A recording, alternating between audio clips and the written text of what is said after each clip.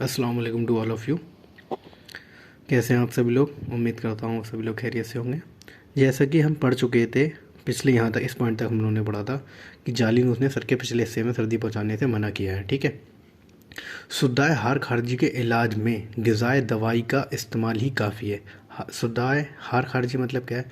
सुदाय हार जो खारिज अशियाओं से पैदा हो, मतलब खारिज तौर पर हो, जैसे कि धूप में जलने से या किसी आग में जलने से जो पैदा होता है सुदा, उसे सुदाय हार खारिजी कहते हैं।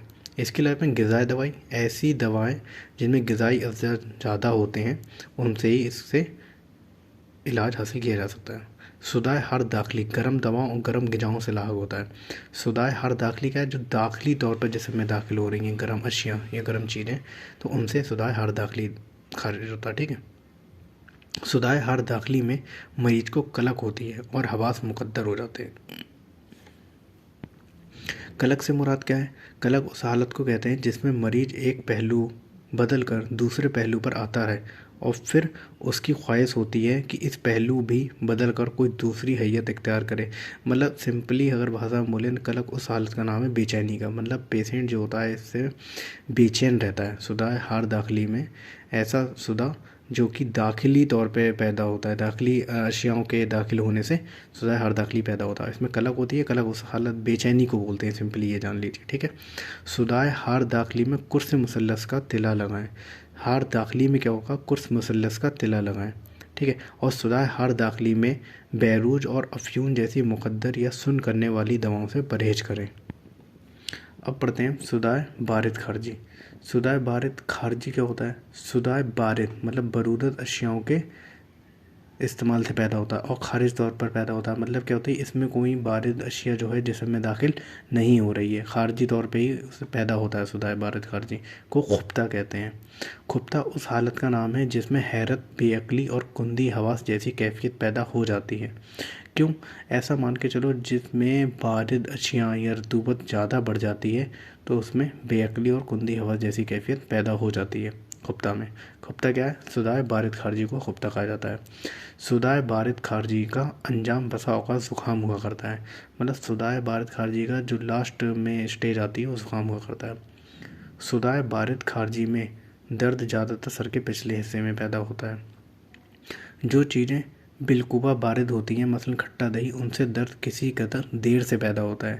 मतलब कुछ अशियाँ हैं लाइक खट्टा दही होता है, उसकी कैफियत जो है बरूदत की है, तो उससे जो दर्द सर होता है वो थोड़े इसकी किसी कदर देर से पैदा होता है। ऐसा नहीं है कि तुरंत आप इस्तेमाल करेंगे तुरंत आपको दर्द लाहक हो जाएगा, उससे कुछ देर में होता है। सुदाय बारिद दाखिली, अब इसमें क्या है? जो बारिद अशियाँ हैं वो दाखिल हो रही हैं जिसमें ऐसी चीज़ों के इस्तेमाल से आरिज होता है जो बिलकुबा या बिलफेल इंतहाई सर्द हो और हमारे जिस्म में दाखिल हो जाए। उससे क्या, कौन सा सुदा पैदा होगा? सुदाय बारिद दाखिली। सुदाय बारिद खारिजी के मरीजों को सर को कपड़ा लपेटने में राहत मिलती है। सुदाय बारिद खारिजी क्या था? जो ऐसी बरूदत वाली चीज़ें या बारिद अशियाँ जो केवल खारिजी तौर पे जिस्म को परेशान कर रही हैं, जिसम में लाख हो रही है ऊपर से, और उसमें मरीज को कपड़ा लपेटने से क्यों राहत मिली? कपड़ा लपेटने से क्या होगा? मान के चलो उसका टेम्परेचर लॉस नहीं होगा, टेम्परेचर उसका मेंटेन रहेगा, टेम्परेचर बढ़ जाएगा, इसलिए उसको गर्म कपड़ा लपेटने से राहत मिलती है। सुदाय दम्बी, अब हम अखलात के एतबार से या खिल्त के एतबार से सुदाओं की किस्मों का जिक्र करने जा रहे हैं। सुदाय दम्बी जो दम की वजह से पैदा होता है। सुदाय दम्बी को दर्द खौली भी कहते हैं। इसमें नब्ज़ अजीम मिलती है। नब्ज़ अजीम क्या होता है? जो तौल में ही बड़ी हो, चौड़ाई में अरीज़ हो और ऊंचाई में भी बड़ी हो, ऊंचाई में मुशर्रफ हो। मतलब इसमें नब्ज़ अजीम कौन सी होगी? इसमें तबील होगी, अरीज होगी और मुशर्रफ होगी। तो सुदाय दम्बी को दर्द खौली भी कहते हैं। इसमें नब्ज़ अजीम, कारूरा गलीज़ होता है और गुनूदगी के बावजूद नींद नहीं आती। गुनूदगी का मतलब होता है नींद की हालत, बट इसके बावजूद इसमें गहरी नींद नहीं आती है क्योंकि दम की वजह से, तो इसमें हरारत ज़्यादा रहती है, तो बंदा पेशेंट जो रहेगा वह बेचैन रहेगा। सुदाय दम्बी में रक़ीक़ की फाल की फसद खोलें और मजूरात पिलाएं। सुदाय सफरावी, सफरावी क्या है? हल्की खेलता है। तो इसमें क्या होगा? सर में सख्त गर्मी का एहसास होता है मगर बोझ नहीं होता। क्यों बोझ नहीं होता? सफरावी क्या है कि एक हल्की खेलता है, तो हल्की खेलते को मान के चलें इस एतबार से, तो इसमें क्या होगा? बोझ नहीं मिलता है। नब्ज़ सरई होती है। सरई मतलब नब्ज़ का जमाना है हरकत जो होता है वो कम हो जाता है। जमाना हरकत जब कम हो जाएगा तो इसमें क्या होगी? तेज़ चलेगी। तो इसमें सुधाए सफरावी में नब्ज़ सरी मिलती है और कारूरा साफ़ होता है। सुधाए बलगमी में सर में शदीद बोझ और स्वाद गहरी नींद की शिकायत होती है। सुधाए बलगम क्या है?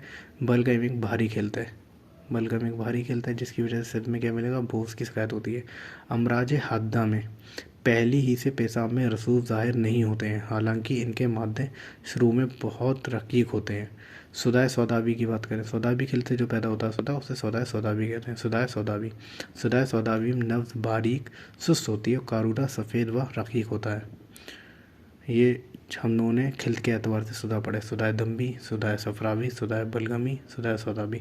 सुदाय दम्बी क्या था? इसे दर्द खोली कह रहे थे, अजीम कारूरा गलीज और गुनूद के बावजूद नींद नहीं आ रही थी। सुदाय दम्बी में कीफाल की फसल खोल रहता है। सफरावी एक हल्की खिलता है जिसकी वजह से इसमें सर दर्द तो होता है लेकिन सर में कोई बोझ नहीं होता, नब्ज़ सरी कारूरा साफ मिल रहा था।